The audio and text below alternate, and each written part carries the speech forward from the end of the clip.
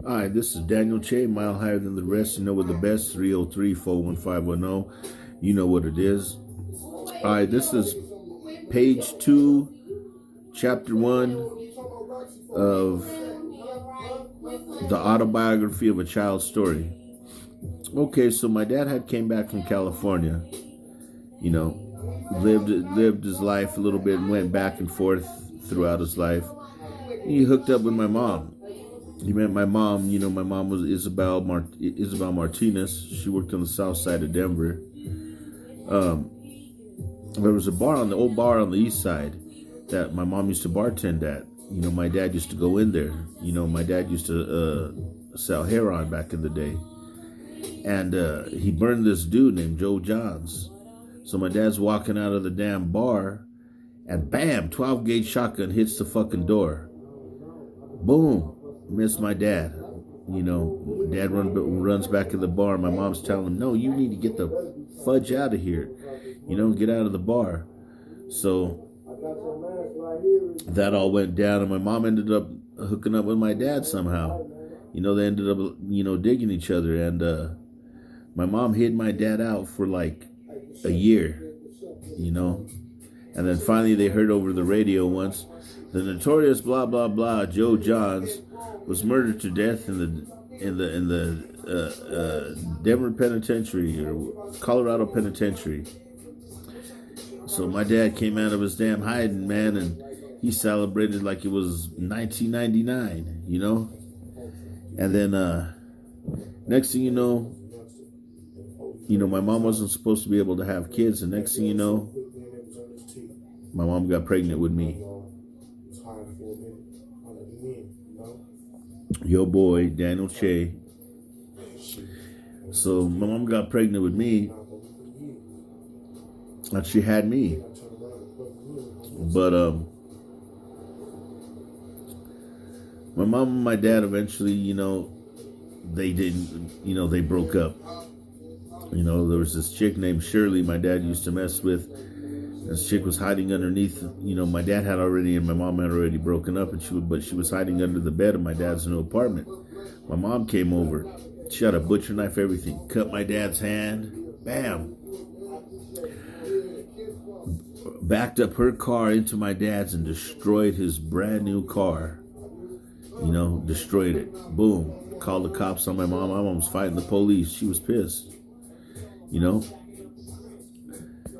Next thing you know, my mom gets diagnosed with breast cancer. She gets breast cancer, and she's going through her chemotherapy, and my dad and her stayed friends. They became best of friends. And my mom goes through her chemotherapy, and she's going through her chemotherapy and her radiation. And they end up she was an amputee of one breast at first. Then apparently it spread over to her other lymph nodes or something in her other breast, so they took that breast. And my mom was getting real sick, and I'm only 8 at the time, about to turn 9. South side of Denver, 1650 South Lowell Boulevard was where we lived. And they amputated that other breast. My mom kept deteriorating until finally she passed away. She passed away in her bedroom, and I felt her spirit leave her body. There was something that was real. I was real scared of. I felt her spirit leave her body. Something we're all gonna have to go through, in our life.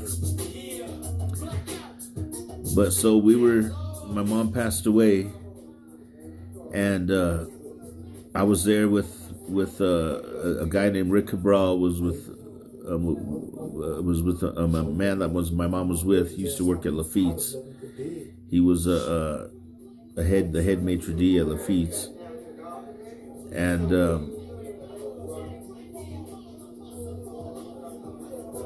my mom passed away, and I ended up, my adopted sister